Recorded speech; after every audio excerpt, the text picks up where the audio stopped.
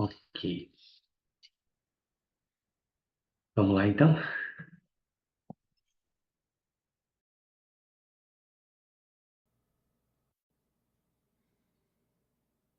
Quarenta e sete. Fusão, mas não com o universo. No correr dos anos eu tinha passado a ver que realmente não fazia ideia de onde a vida iria me colocar. E na verdade, isso nem era da minha conta. Meu trabalho era simplesmente continuar me entregando e servindo ao que era posto diante de mim. Foi assim no dia em que me peguei presidindo uma reunião do Conselho de Administração da Medical Manager Corporation, convocada especificamente para discutir a fusão proposta com a Cinetic. A Medical Manager tinha um conselho muito ativo e muitos dos seus membros tinham uma tremenda experiência nos negócios, inclusive um ex-tesoureiro da General Motors. O conselho estava avaliando seriamente nossas várias opções. Tínhamos faturado 140 milhões de dólares em negócios no ano anterior, comparados com os 70 milhões da Cinetic. Mas o tremendo potencial do seu portal na internet havia empurrado seu valor de mercado para muito além do nosso e tornava a empresa um parceiro atraente. No final, o conselho decidiu, por unanimidade, aceitar a oferta da Cinetic de 1,3 bilhão de dólares pela empresa. Eu, claro, nunca tinha me envolvido numa fusão bilionária. Mas tivemos ótimas consultorias externas e uma boa equipe de banqueiros para nos ajudar. Coloquei Sabrina trabalhando ao meu lado nesse projeto enorme. Marty tinha providenciado que a fusão ocorresse rapidamente, e todos os detalhes precisavam ser pensados em poucas semanas.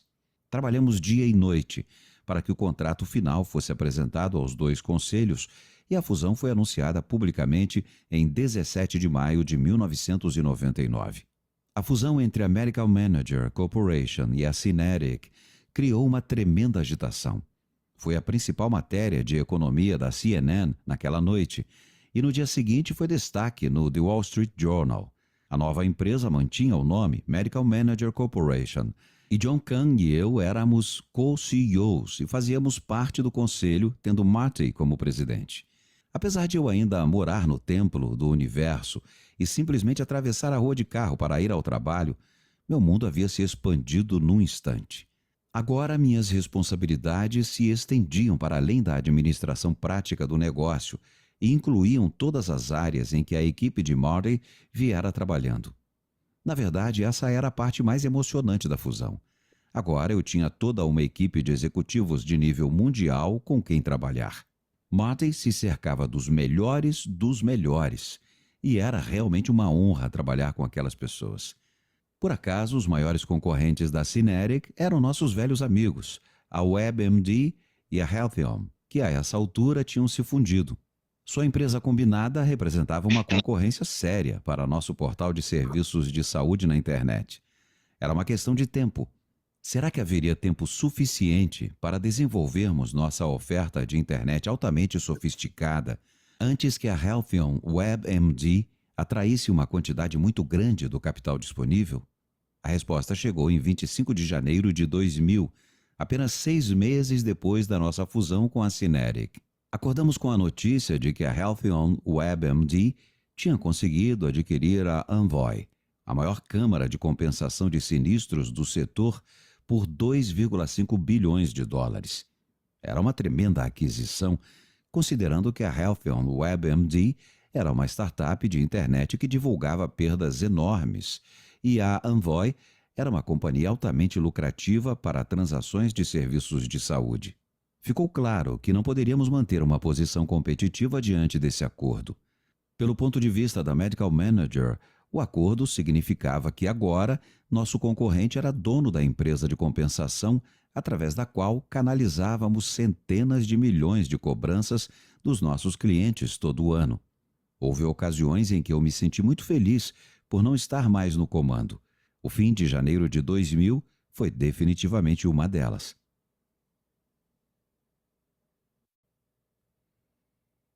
48. Construindo Roma em um dia. Na reunião seguinte do conselho, Marty estava calmo e contido. Na verdade, parecia até ainda mais afiado do que o normal. Por acaso ele era tão habilidoso ao enfrentar situações em que estava por baixo quanto ao aproveitar as oportunidades positivas. Ele examinou as opções com o conselho e ficou decidido que era melhor tentarmos negociar um acordo de fusão decente com a Healthion WebMD. Era um caso clássico de, se não puder vencê-los, junte-se a eles. O problema era que tínhamos plena consciência de que as bases da Healthion WebMD eram muito fracas. A empresa tinha sido criada com base apenas na visão de um desempenho futuro. No entanto, o mercado a avaliava em 7 bilhões de dólares. Infelizmente, nossa estrada para o sucesso mais promissora implicava nos fundirmos com ela e fazermos o trabalho necessário para tornar tudo aquilo uma realidade. Por mais incrível que pareça, a Medical Manager Corporation e a Healthion WebMD anunciaram seu acordo de fusão apenas 3 semanas depois de sabermos do acordo com a Envoy. Foi no dia de São Valentim, 14 de fevereiro de 2000. O acordo avaliava a Medical Manager Corporation em 3,5 bilhões e Wall Street o caracterizou como a fusão de 2 gigantes do setor de serviços de saúde. Isso gerou manchetes em todos os lugares. O anúncio elevou o preço das ações da Medical Manager a um pico de 86 dólares por ação, em comparação com os 17,60 dólares por ação quando abrimos o capital 3 anos antes. A alegria teve vida curta. A infame bolha da internet, provocada por expectativas exageradamente infladas em relação às empresas .com, começou a estourar apenas algumas semanas depois do anúncio da fusão. Nem tínhamos fechado o acordo ainda, mas em abril de 2000, a Healthion WebMD já havia perdido 70% de seu valor. O preço da nossa ação também despencou porque estava atrelado ao da ação dela por causa do acordo de fusão. Foi praticamente um desastre, e a única esperança que restava era fazer o trabalho duro necessário para reestruturar toda a empresa. A tarefa era hercúlea. A WebMD era uma empresa da internet por excelência e a bolha tinha acabado de estourar. Sua ação já havia sido negociada por mais de 100 dólares. Quando fechamos o acordo, ela valia 17,50 dólares, a caminho dos 3 dólares que atingiria em agosto de 2001. Isso exigia medidas drásticas e foi o que aconteceu. Faltando um mês para o fechamento do acordo, Marty se tornou presidente do conselho e ele e sua equipe administrativa de elite estavam comandando a empresa. Eu continuei como CEO da divisão de serviços de prática médica e participava do conselho da empresa combinada que manteve o nome de WebMD. Marty trouxe um experiente especialista em recuperações empresariais, Marv Rich, para ser presidente durante a enorme reestruturação. A empresa estava perdendo centenas de milhões de dólares por ano e a sangria precisava ser interrompida. O trabalho de Marv era abrir caminho por todas as divisões e reduzi-las, deixando intocado apenas sua competência central.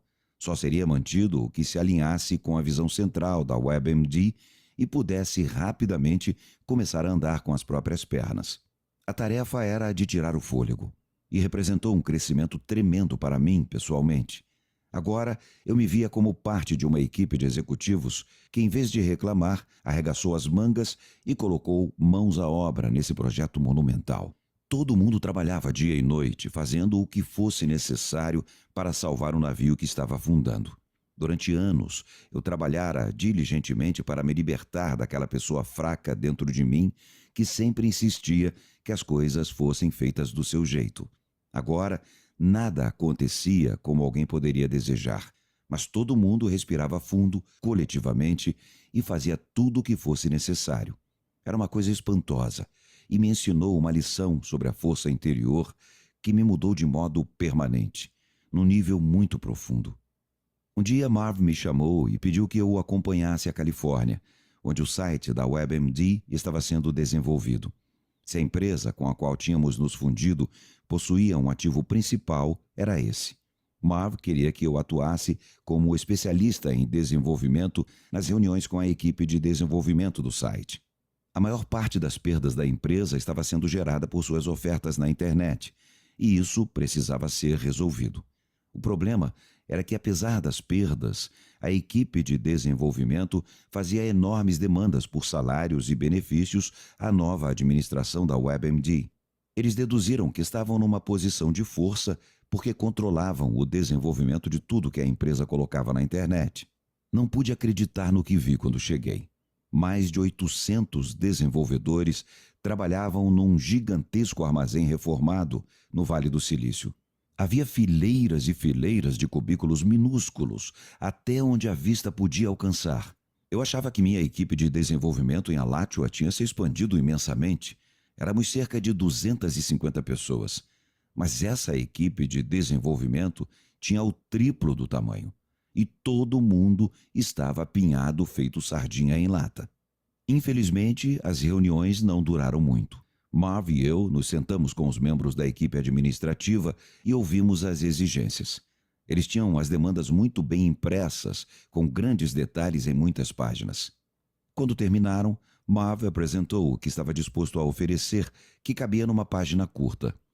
Os chefes do desenvolvimento se reuniram a sós.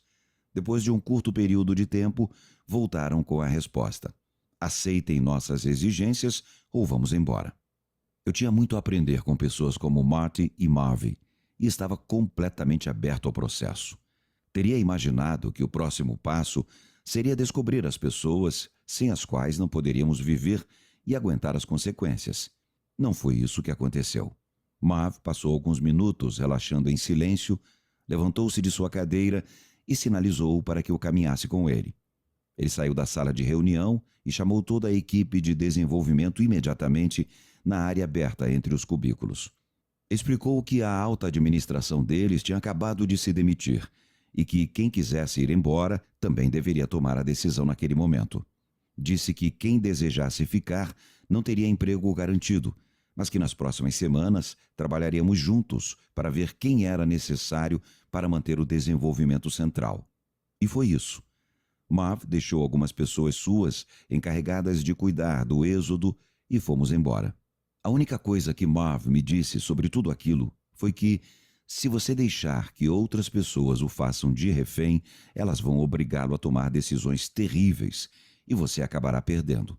É melhor receber as pancadas de frente e pelo menos estar no controle do próprio destino. Quem diria que apenas alguns meses mais tarde, um dos altos executivos de Marty transferiria todo o desenvolvimento do site para Nova York e iria relançá-lo com uma equipe de menos de 40 desenvolvedores. Esse novo site se tornou a base para todo o futuro da WebMD. De novo e de novo, eu via que cada uma dessas experiências empresariais desafiadoras era muito benéfica para o meu crescimento espiritual. Eu simplesmente continuava abrindo mão de qualquer desconforto que surgisse dentro de mim. E, inevitavelmente, um fluxo mais forte de energia espiritual ocupava o lugar dele. Essa força crescente me ajudou a me preparar para a experiência seguinte de crescimento. E isso aconteceu quando a equipe de reestruturação de Marv finalmente decidiu mirar na minha divisão. A divisão de serviços de prática médica da Medical Manager, como éramos conhecidos na época, era uma das maiores da WebMD. Tínhamos crescido até quase 2.000 empregados, e isso nos tornava ideais para os cortes de custos. Tendo isso em mente, Marv levou a equipe de reestruturação para Alachua, para 2 dias de reuniões. O primeiro dia foi dedicado a apresentar nosso plano de negócios e nossa visão de futuro. Felizmente, estávamos muito bem preparados para apresentar nossos produtos atuais a Marv, com sua geração de receitas altamente bem-sucedida, além dos produtos e serviços em que estávamos trabalhando para o futuro. Certamente não atrapalhou quando Sabrina pôde apresentar o crescimento tremendo da Medical Manager Network Services, indo de poucas centenas de milhares de dólares por ano para um negócio de 50 milhões de dólares por ano em apenas 3 anos. Foi durante essas apresentações que realmente percebi o que havia acontecido. John Kahn e eu tínhamos decidido garantir que a Medical Manager não fosse deixada para trás pelo enorme potencial de empresas da internet como a Healthion e a WebMD. Ao mesmo tempo, Sabrina e eu vínhamos lutando para descobrir um modo de conseguir que a Envoy ou alguma outra câmara de compensação evoluísse a ponto de poder realizar nossa visão para a Network Services. Apesar de todas as questões negativas que estávamos enfrentando, a incrível realidade foi que, Quando a poeira baixou, acabamos sendo donos de todas aquelas 3 empresas: WebMD, Healthion e Envoy. Pouco tempo antes, ninguém poderia imaginar como algo assim poderia acontecer. Era como muitas outras coisas pelas quais eu havia passado. O inimaginável havia acontecido. As apresentações para Marv e sua equipe correram bem. Havia um entusiasmo evidente na sala durante todo o dia. Mesmo assim, quando voltei mais tarde naquela noite, fiquei chocado com o que havia acontecido na sala de reuniões. As paredes estavam cobertas com folhas contendo os nomes de todos os 2.000 empregados da divisão de serviços de prática médica da Medical Manager. Pendurados como um papel de parede, eles prenunciavam o que viria no dia seguinte. Fiquei pasmo, especialmente porque recentemente havíamos contratado mais empregados para manter o crescimento. Ao voltar para casa naquela noite, fiquei muito preocupado com o destino dos meus funcionários. O dia seguinte poderia ser muito feio. Ao mesmo tempo, eu sabia que Marv precisava cortar custos, e meu trabalho como executivo era ajudá-lo.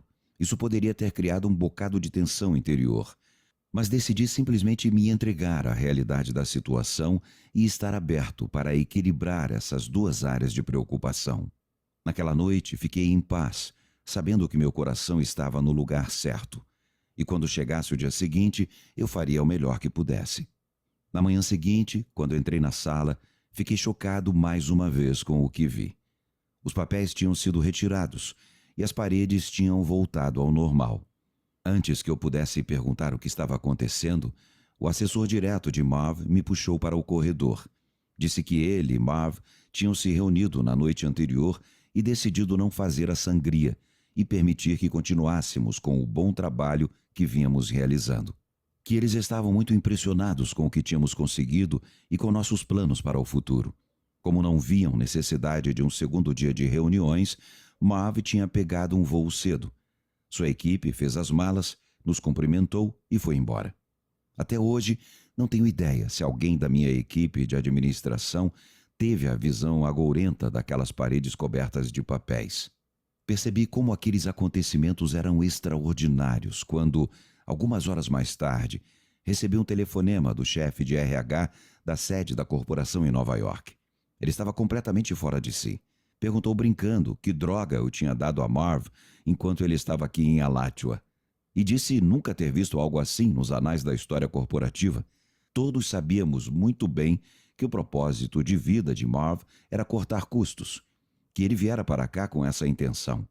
E o fato de ter simplesmente ido embora é um tributo à qualidade da nossa divisão e a Marv como administrador. A Medical Manager e eu recebemos várias homenagens em 2000, mas nenhuma foi mais significativa para mim do que receber aquele voto de confiança por parte de alguém que eu respeitava tanto. 49. Dando um pulo em Washington. O ano 2000 trouxe não apenas um novo milênio, mas também um bocado de reconhecimento pelo auge do sucesso alcançado pela Medical Manager. Para mim, que só estava no tapete mágico para curtir a viagem, tudo era apenas um tributo à perfeição do fluxo da vida. Eu não tinha buscado nenhum reconhecimento, apenas tinha me lançado no vento da vida para ver aonde ele me levaria. Fui convidado por um dos nossos antigos membros do conselho, Ray Kurzweil, para acompanhá-lo à Casa Branca em março, onde ele receberia a Medalha Nacional de Honra em Tecnologia. Ray foi responsável por muitas grandes invenções, inclusive do primeiro microchip, que permitiu que um teclado eletrônico soasse como um piano de cauda e outros instrumentos verdadeiros. Além disso, é considerado um dos pais dos programas de reconhecimento de fala. Ray estivera no conselho da Medical Manager Corporation e eu tinha feito parte do conselho da Kurzweil Education System. Durante todo esse tempo, nos tornamos bons amigos. Ele até se hospedou conosco no templo algumas vezes e demonstrou um sério interesse pela filosofia oriental.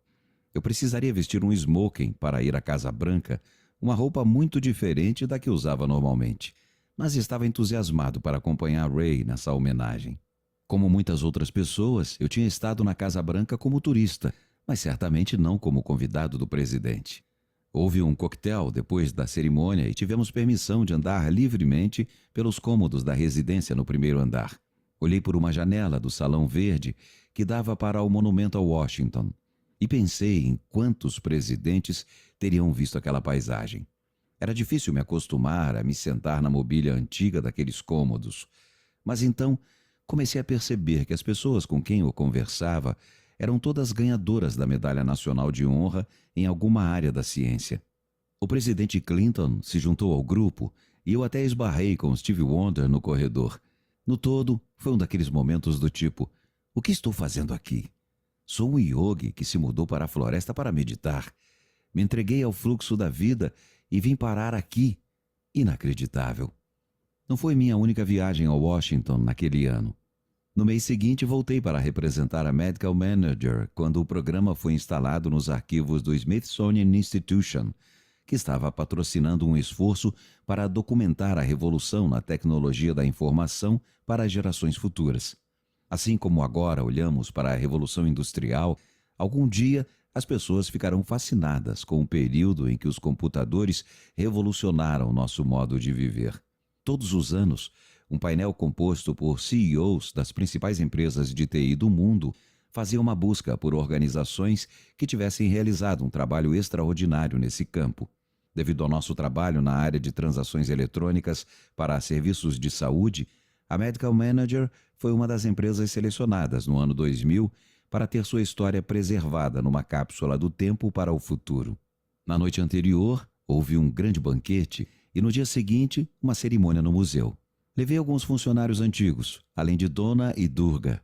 20 anos antes, quando eu estava sentado naquela sala de 4 por 4 metros na floresta, escrevendo sozinho esse programa, ninguém imaginaria que isso me levaria ao Smithsonian.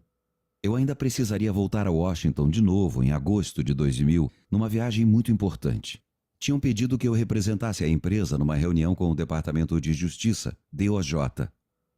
Antes que grandes empresas possam se combinar, o governo dos Estados Unidos se reserva o direito de determinar se a fusão prejudicará a livre concorrência e violará leis antitrust.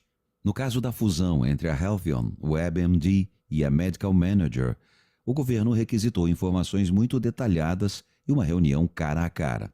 O motivo era que a Medical Manager Network Services estava mandando tantas cobranças para a Envoy que o governo ficou preocupado, em dúvida se deveria permitir que nos tornássemos parte da mesma empresa. Minha reação imediata a essa situação foi de profunda humildade. Será que a Medical Manager tinha alcançado o sucesso a ponto de o governo dos Estados Unidos se preocupar com aquelas mesmas leis antitrust que eu tinha estudado na faculdade de administração? Não, de fato não. Mas precisaríamos convencê-lo disso. Sabrina e eu fomos a Washington nos preparar para a reunião no Departamento de Justiça. Foi mais ou menos nessa época que comecei a perceber que minha vida estava começando a ficar cada vez mais cercada de advogados. Fizemos uma reunião de estratégia numa das maiores firmas de advocacia em Washington. Havia advogados em toda parte, mas um deles sempre se destacava. Jim Mercer era o especialista em direito contencioso de Marty e conhecia as leis e os negócios num nível fenomenal. Eu tinha aprendido a sentir grande respeito e confiança por Jim, e fiquei feliz em saber que ele estaria presente na reunião do DOJ. Eu, claro, nunca havia lidado com o Departamento de Justiça. Não era exatamente minha experiência cotidiana entrar no prédio do DOJ cercado por uma grande equipe de advogados.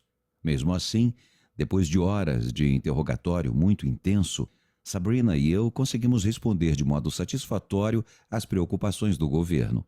No fim das contas, a fusão não representaria nenhum problema antitrust.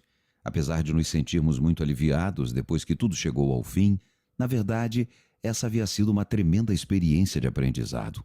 Todo esse contato com pessoas e situações muito poderosas tinha um efeito profundo na psique que eu observava com tanta atenção. Eu jamais havia sido exposto a esse estilo de vida. Nada em mim gostava daquilo, nem queria ter nada a ver com aquilo. Mas isso fez com que eu lidasse com partes do meu ser que de outro modo não teria encarado. Se via surgir alguma fraqueza, algum medo ou ansiedade, apenas relaxava profundamente, voltando ao meu lugar de observação, e continuava abrindo mão de qualquer coisa que surgisse. Era para ali que a vida tinha me levado, e eu usava todas essas situações como um modo de abrir mão de mim mesmo. Isso com certeza estava funcionando. Eu continuava sendo empurrado para situações intensamente positivas e negativas, e cada vez mais me pegava num estado muito claro e imperturbável. Parecia que, quanto mais desafios a vida me apresentava, menos meu fluxo de energia interior era afetado pelas condições externas. As situações e os desafios da vida me libertavam das coisas das quais anos de meditação voluntária não tinham me livrado. Desde que mantivesse o objetivo único de me livrar de mim mesmo, toda a situação era uma experiência frutífera. Se eu tivesse algum outro objetivo, acho que a pressão constante seria esmagadora. Descobri que, na verdade, eu ficava mais em paz por dentro à medida que lidava com a magnitude cada vez maior dos desafios. A vida estava me moldando pouco a pouco para me tornar quem eu precisava ser, para enfrentar as tarefas do amanhã. Eu só precisava abrir mão e não resistir ao processo. Durante os anos seguintes, minha divisão de serviços de prática médica da Medical Manager continuou a crescer até o auge do sucesso financeiro. Crescemos até mais de 2.300 funcionários e gerávamos mais de 300 milhões de dólares de receita anual. Éramos o vendedor de software de administração de consultórios com instalação mais ampla no país e tínhamos começado a voltar a atenção para criar um registro de saúde eletrônico totalmente computadorizado. Foi um período de desafios tremendos que estava me fazendo passar por um crescimento sem precedentes. Mal sabia que o portal de mudanças radicais da vida se abriria de novo. E quando isso acontecesse dessa vez, redefiniria totalmente o que significava passar por uma experiência de crescimento transformadora.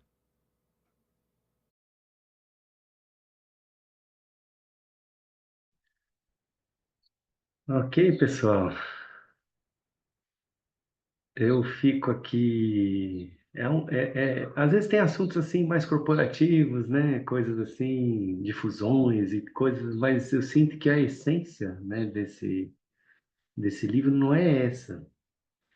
Eu acho que uma coisa muito assim legal de a gente focar no essencial desse livro é que, independentemente do que eu esteja fazendo, tudo isso está proporcionando para mim crescimento espiritual, né? Vocês conseguem perceber isso?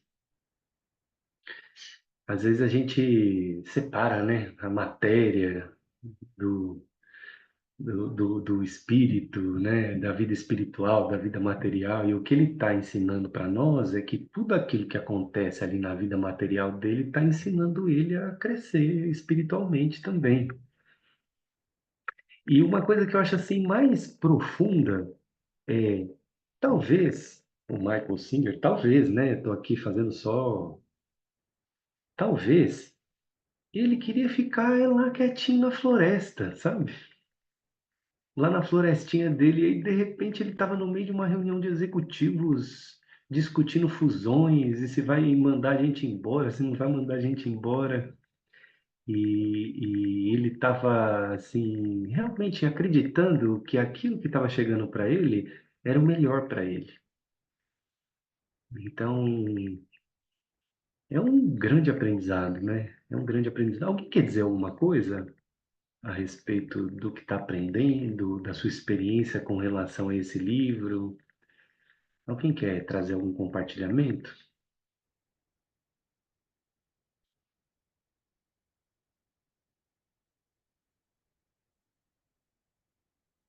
Alguém tem vontade de dividir? A Carla Ramos, eu acho que está tentando falar, né? Ah, pera só um pouquinho que tá travado aqui, peraí.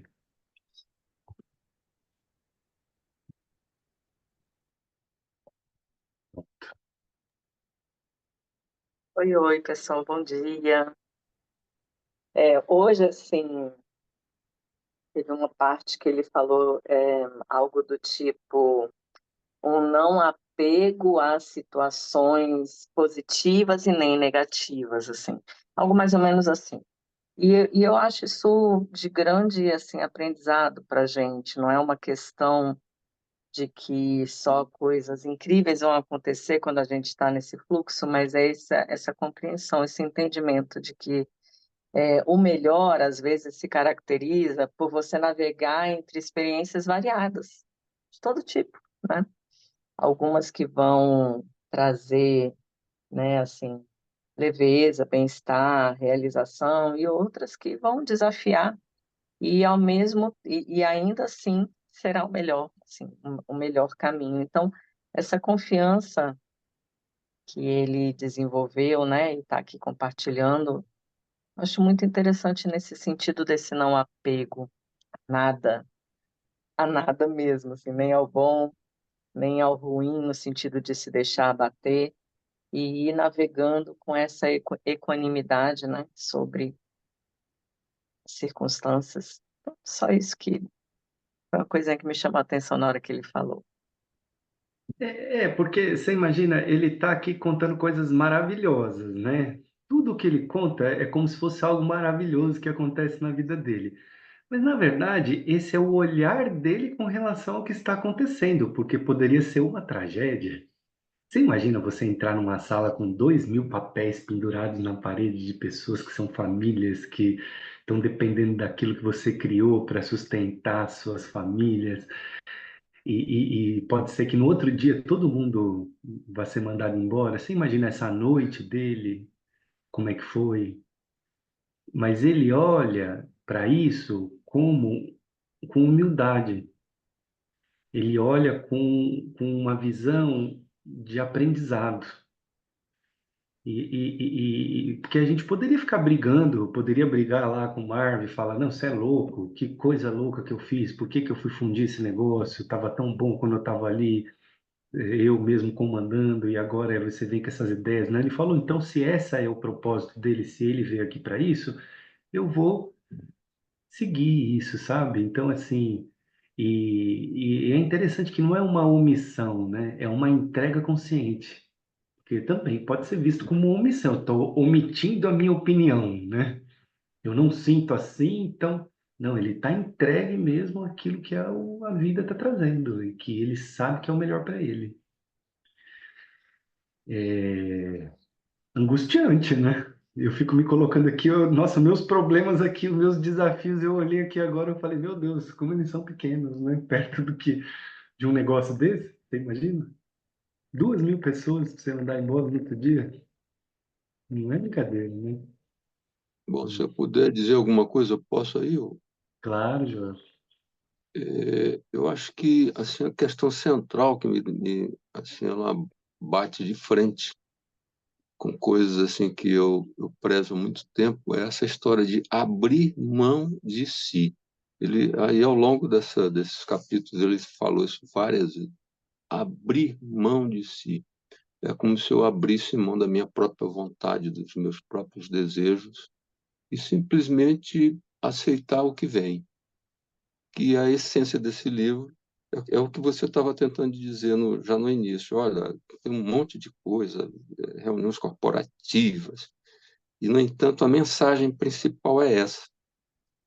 Quer dizer, o abrir mão de si te dá, ou te possibilita um salto espiritual. Isso, para mim, é, ao mesmo tempo, desafiante e extremamente inquietante. Sabe? Até me mete um certo medo. Com certeza, com certeza, porque é interessante e ao mesmo tempo a gente também não pode abrir mão de si antes da hora, porque senão a gente vai se machucar também. Tem assim, é um desenvolvimento interno. Ele está contando uma experiência dele, porque ele estava nesse momento, ele entendeu alguma coisa dentro dele, e esse era o caminho. Mas se eu tentar fazer igual a ele sem eu sentir isso dentro, talvez seja ruim para mim. Então, eu preciso me desenvolver internamente para poder chegar nesse lugar de entrega. Eu preciso buscar essa entrega, que ela seja verdadeira dentro de mim. Porque senão vai ser eu copiando uma outra pessoa sem sentir essa verdade dentro de mim. né? E por quê? Por quê? Porque tem esses medos que o Joel está falando. Dá medo mesmo. Dá medo de muitas coisas. Essa entrega ela vai me levar para dores internas, puras que eu preciso realizar, coisas que aconteceram na minha história e que se eu entrego, às vezes eu vou me machucar se eu fizer dessa forma. Aí eu vou falar, pô, o Michael Singer lá falou para eu fazer isso e eu só tô me ferrando aqui, tô me machucando. Ele não tá falando pra gente fazer nada. Eu acho que isso é importante. Ele só tá contando a história dele. Como uma visão, né? Eu, Thiago, tenho essa visão para mim também. Quem sabe um dia eu consiga fazer como ele fez. Estou no caminho, estou lapidando, mas é importante conhecer os meus limites, me respeitar, saber até onde eu posso ir, até onde eu não posso ir, tudo isso com silêncio, né? Você vai no silêncio, você vai sentindo. Será que eu consigo dar mais um passo de entrega? Vamos testar? Aí eu vou e entrego um pouco mais. Aí eu vejo o que vem, como que eu lido com aquilo. Eu estou trazendo isso para que a gente não entre em confusões desnecessárias na vida, né? Acho que a gente pode ir fazendo esse estudo com carinho, com gentileza. Tá dando para entender isso que eu tô falando? Eu tô, desde a última vez que eu falei, eu tô querendo trazer isso porque eu tô sentindo que é importante falar isso, sabe? Vamos com calma, né? Na gentileza aqui na Florescente a gente tem essa cultura de fazer as coisas com calma, né? Porque o kamikaze também é o medo.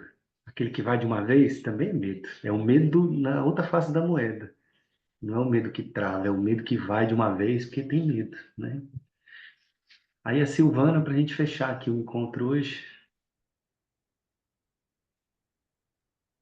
Bom dia. Bom dia, Então, querida. desde os últimos dois encontros, né, que eu percebo que me veio assim um insight na questão dessa entrega incondicional e eu me percebi vendo assim. E hoje, né, veio justamente o fechamento do que eu pensei há dois encontros atrás. Essa entrega incondicional, ela tem assim, cada um de nós temos uma entrega incondicional, alguma coisa que a gente vai construindo, uns com menos, outros com mais, a nível de salto quântico. E eu fiquei observando, tipo assim, como foi o início dele da entrega da questão mental, né, daquela segunda voz. E eu ficava me perguntando aonde essa entrega incondicional iria levar ele, certo? E agora, hoje, ele fala justamente que nesse momento ele já precisou passar essa experiência para entrar em contato com outras coisas que ele precisava aprender. Eu não vou me alongar aqui e tudo que veio aqui para mim, mas a importância para mim veio de eu me reconhecer onde eu estou, entendeu? E o que eu preciso, a cura que vem através da entrega incondicional, em que nível eu estou, entendeu? Isso, Então, nesse processo é onde eu estou indo, né? E reconhecer na vida cotidiana aonde está essa entrega incondicional no momento onde que eu me encontro. E aí as coisas vão acontecendo. Eu só tenho que agradecer muito a oportunidade que você está me dando e com esses encontros também. E vamos aí juntos. ótimo, Silvana. É isso. E aqui nós não estamos querendo travar a sua entrega, né? E se você está no momento de entregar tudo, entrega. Né? Não estou dizendo para você não entregar, que você tem, às vezes você sente que você tem que entregar, eu não sei onde que está cada um, né? Você que tem que ver, é que a gente incentiva você a olhar o que você precisa, onde que você está, né? Então, assim, mas o caminho é um caminho de entrega mesmo. É a gente olhar para a vida um dia e falar, caramba, a vida é a minha melhor amiga. E os desafios são os nossos professores, são os meus professores. E tudo que vem é bom, tudo, qualquer coisa que vem é bom.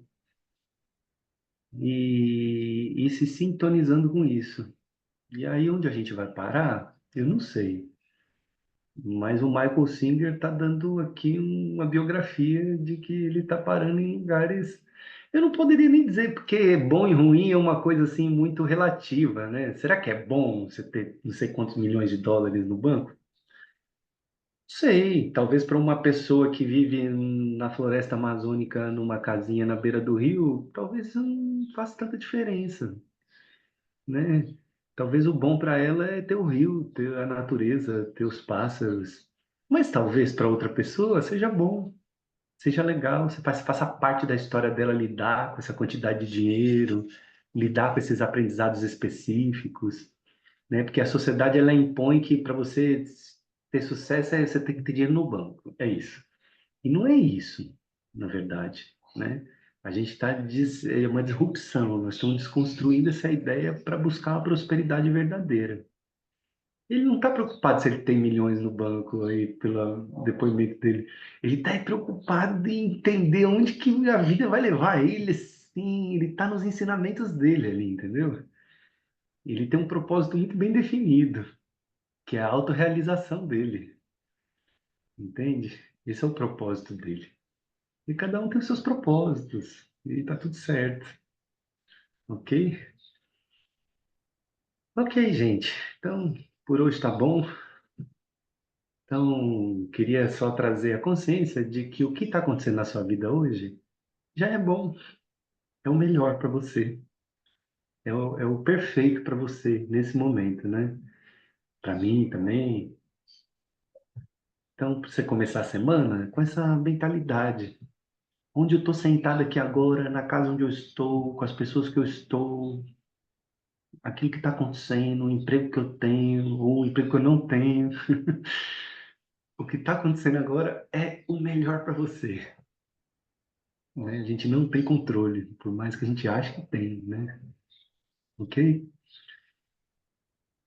Vamos fazer um instante de silêncio para a gente terminar?